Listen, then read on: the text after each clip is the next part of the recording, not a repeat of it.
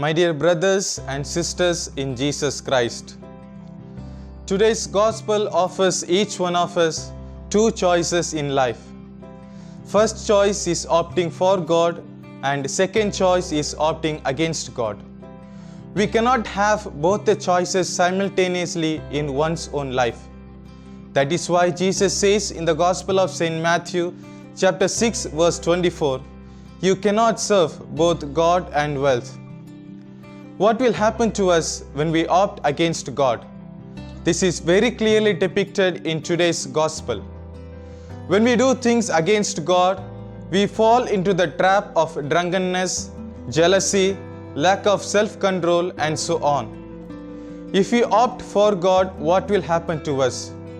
As we read in the book of Psalm, chapter 1, verse 6, it says, "They are like trees planted by the streams of water, which yield their fruits in its due season, and their leaves do not wither.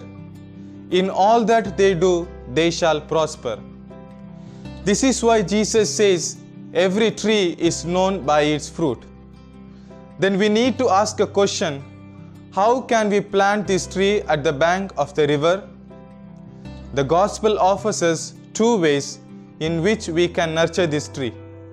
Firstly, watching with due preparation, and secondly, prayer. Coming to the first point, watching with due preparation. Watching with due preparation helps us to remain alert as it fights against drowsiness. This is what we can see in the parable of the 10 virgins.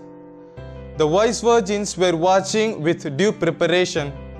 That's why when the bridegroom came, the wise virgins were able to go with him.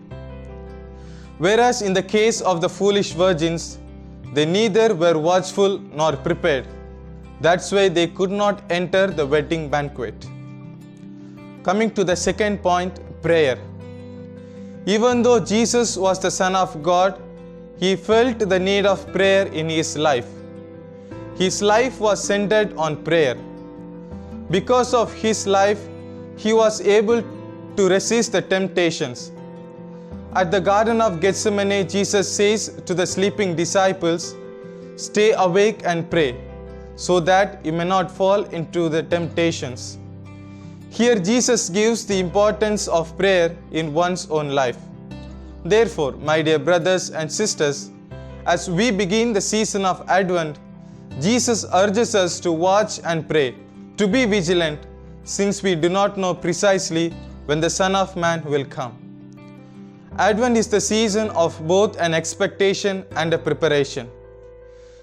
Being prayerful and vigilant helps us to become watchful and ready to receive the Lord any time in our life, so that we may be able to hear the words of the Lord, "Well done, faithful and wise servant.